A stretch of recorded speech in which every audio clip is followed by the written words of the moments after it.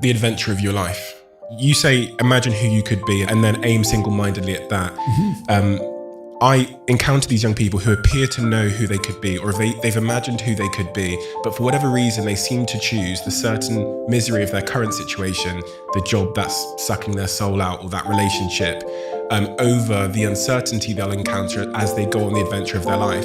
So what would I say to these young people who always say to me, Steve, I want to do this, but you can see them stifled by fear because it's like... Yeah, well, it's like, make a plan, man.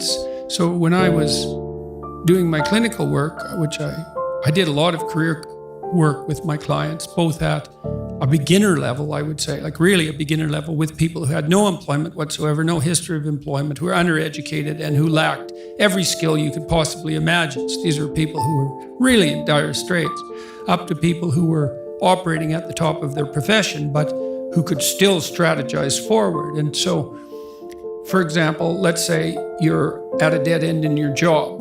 Okay, so I don't find my work meaningful.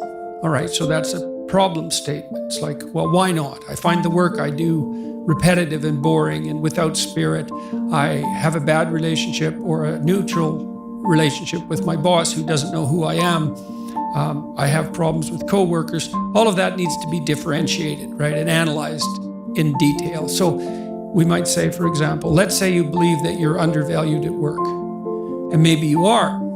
What you need to do is you have something to say, and we would have to figure out what it is that you have to say. But it would be some variant of, I'm bringing more value to the table than I'm being compensated for, and that's demoralizing me. And it's also not good for you being my boss, because if I'm actually more valuable than is being recognized, then the fact that you're not valuing me properly means that I will become demoralized, I won't work properly, and you won't get the best out of me. So it's bad for both of us. And if your boss is in principle not amenable to such a discussion, then what you should seriously consider doing is finding another job. Okay, so let's say we're going to set you up for this. Okay, this isn't like next week's enterprise, man. This is your life. So the first thing I would ask is, well, do you have your resume or CV in order? Well, I haven't typed it up for 3 years. Well, what do you think about bringing it up? Well, I'm pretty nervous about that because there's some holes in it, and I didn't do so well in college, and I'm kind of embarrassed about my resume. It's like, okay, bring it in. Let's go through it. Let's at least update it. Let's look where the holes are. Let's look at where the inadequacies are as far as you're concerned, right? This isn't my judgment, it's your judgment.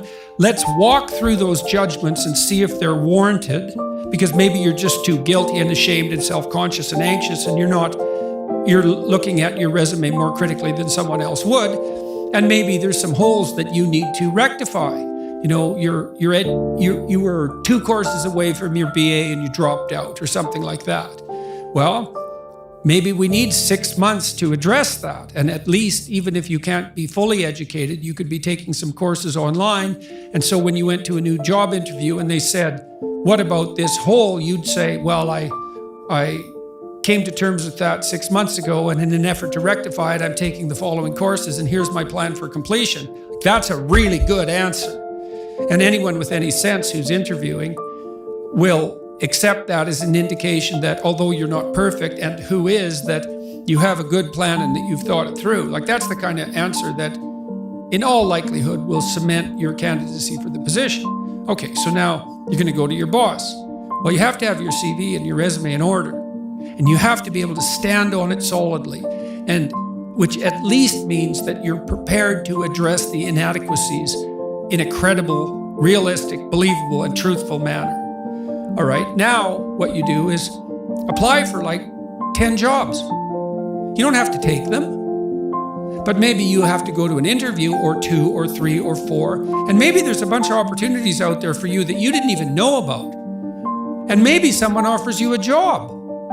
And so now you can go to your boss and say, here's the situation I'm in here at work. Here's my evaluation of the problems in relationship to me. Here's what I could do for you if you gave me a 40% raise and the opportunity to progress, but I'd like to see a plan for that. And I've been looking for other opportunities, before conducting this discussion, and I have some. Well, then, if your boss treats you with contempt at that point and doesn't listen, then perhaps he or she is a little more narcissistic than might be optimal, and it's time to find a new job. But this isn't something you do trivially. And so when you're doubtful, say you're trapped, you ask yourself, well, why am I trapped? And that's a hard question, right? Because some of it's your own inadequacy, a lot of it. And all of the part of it that you can deal with is your own inadequacy. So even if it's unfair, even if you're hemmed in for any number of reasons, inappropriate, like ethnically predicated oppression, let's say, or maybe you're in a workplace that really is sexist in some fundamental sense.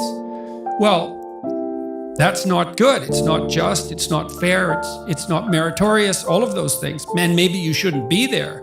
But what you can do to begin with is every bloody thing you possibly can do to put yourself in the most virtuous and powerful negotiating position possible. And you have to think like a snake in some sense to do that. You got to get the details right. You have to be prepared to bite, and you have to have your eyes on the prize, so to speak. And people aren't taught this sort of thing ever, really. They're not taught how to negotiate. They're not taught how to goal set.